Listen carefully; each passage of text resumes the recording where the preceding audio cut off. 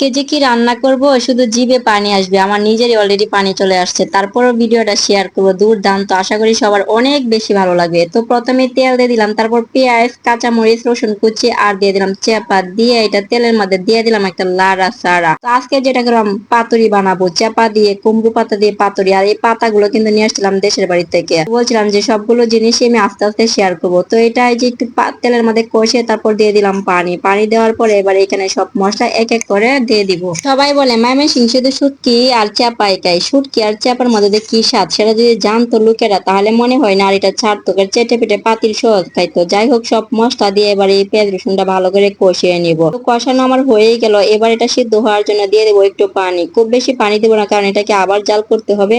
তো সামান্য পানি দিয়ে এটা এবার এটাকে কষিয়ে নিয়ে তার মানে রান্নাটা করিয়ে নিব পারফেক্টলি। মোটামুটি এই তো হয়ে গেল রান্নাটা, এবার লেগে লেগে যাচ্ছে, তার মানে হয়ে গেল এই বোনাটা, চাপা বোনাটা। এটার কাজ কিন্তু আমার এই জায়গায় এখানেই শেষ, বাকি কাজটা পরে করতেছি। তার আগে যেটা করব সেটা হলো কচু পাতা দিয়ে দুর্দান্ত একটা ভর্তা বানাবো। তার জন্য এই সেই পাতিলে কচু পাতা লবণ একটু পানি দিয়ে দিয়ে দিলাম, এবার একটু নাড়িয়ে দিব। কচু পাতা কিন্তু একদম মিলিয়ে অল্প হয়ে গেছে। তার জন্য আমি এখানে দিয়ে দিব পেঁয়াজ কুচি আর রসুন কুচি, দিয়া এবার ডেকে দিয়া চলে যাব আমার অন্য কাজে। তারপর দেখলাম পানিটা শুকিয়ে গেল, চুলার আঁচটা একদম কমিয়ে দিলাম। এবার এটাকে নাড়িয়ে চাড়িয়ে কচু পাতাটাকে একদম মিহি করে পানিটা টেনে নিতে হবে। যে পর্যন্ত পানি না টানবে সে পর্যন্ত এটাকে জালি করতে হবে। তো আগে যে মশলাটা করছিলাম সেই মশলাটা আর কুমড়ো পাতা দিয়ে জাপিয়ে পড়বো। কি কি যে করব তাকে দেখতে থাকেন। এই যে একটা পাতা নিয়ে নিলাম, তারপরে এখানে দিয়ে দিলাম সেই মশলাটা, চেপা বোনাটা। এবার দিয়ে পাতাটাকে সুন্দর করে বাসে বাসে বাস করে এবার সুন্দর করে একটা চার কোনা চতুর্ভুজ বানাবো একদম। এখানে কিন্তু অনেকেই কেটে কাটি ব্যবহার করে, সেটা লাগবে না, হাতের একটু টেকনিক খাটিয়ে দিলেই কিন্তু অটোমেটিক বাস হয়ে যাবে।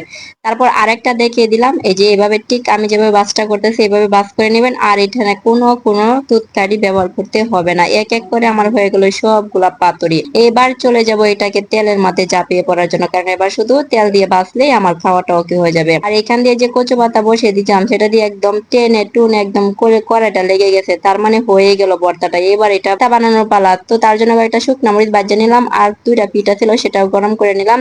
এবার দিয়ে দিলাম এক গাদা তেল। তেল দেওয়ার পরে দিয়ে দিব পাতুরি গুলো, আর সবটা কড়া তেল দিয়ে ছড়িয়ে দিলাম। ওয়াও, একদম তেলে জলে জ্বলে উঠলো। এবার এক এক করে সবগুলো পাতুরি এখানে দিয়ে দিব। যে লোভনীয় একটা জিনিস সেটা বলে বোঝাতে পারবো না, কারণ আমরা তো আগে খেয়ে নিয়ে তারপর এডিট করি, খুব টেস্ট। আর এইটা দিয়ে দিলাম। এবার চুলার আঁচটা একদম লো টু মিডিয়াতে রেখে ডেকে দিয়ে তারপর এক এক করে আস্তে আস্তে সবগুলো আস্তে আস্তে করে উল্টাতে হবে।